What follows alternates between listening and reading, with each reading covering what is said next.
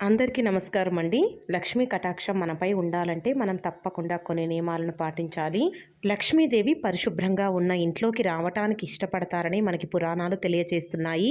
అందుకోసం నిత్యం కూడా మనం ఇంటిని ఎప్పుడూ పరిశుభ్రంగా ఉంచుకోవాలి. ఇంట్లో ఎటువంటి దుమ్ము ధూళి లేకుండా, ఎటువంటి అడ్డంకులు లేకుండా ఇంట్లో ఉన్న కర్టన్స్ కానీ, డోర్ మ్యాట్స్ కానీ ఎప్పటికప్పుడు నీట్గా క్లీన్ చేసుకోవాలి. అలానే ఉదయం నిద్ర లేచిన తర్వాత మనం బెడ్షీట్స్ని నీట్గా మడతపెట్టి పక్కన పెట్టాలి. మంచంపై అలానే వదిలేస్తే ఆ ఇంట్లో లక్ష్మీదేవి నిమిషం కూడా ఉండదని మనకి పురాణాలు తెలియచేస్తున్నాయి. మనం మంచంపై బెడ్షీట్ని అలానే వదిలేయటం వల్ల ఆ స్థానంలో మనకి దరిద్ర లక్ష్మి ప్రవేశించి తిష్ట వేస్తుంది. అందుకోసం మనము ఎప్పుడూ కూడా బెడ్షీట్స్ని నీట్గా మడత పెట్టుకొని పక్కన పెట్టుకోవాలి. అలానే మనము శుక్రవారం రోజు లక్ష్మీదేవికి ప్రత్యేకంగా పూజ చేసేటప్పుడు తప్పకుండా కాళ్ళ నిండా పసుపు పూసుకొని, నుదుటిన కుంకుమ పెట్టుకొని, చేతి నిండా మట్టి గాజులు ధరించి